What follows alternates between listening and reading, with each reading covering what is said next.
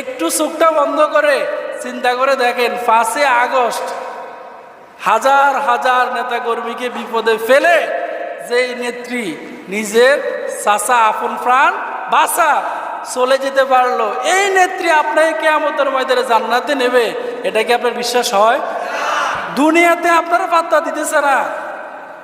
মিডিয়ার কথা, আমার কথা না, সাংবাদিকদের কথা, পত্রিকার কথা, সালমান এফ রহমান নাকি প্রধানমন্ত্রীর সাথে ভারত চলে গেছে, মিডিয়া প্রচার করছে।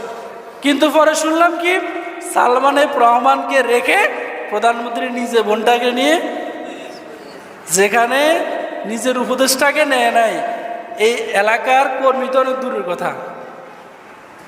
তাহলে এরা আপনাদেরকে আমাদের ময়দানে জাহান্নাম থেকে বাঁচাবে, বিশ্বাস হয়? তাহলে আমাদের টার্গেট কি? কথা বলে না, টার্গেট কি?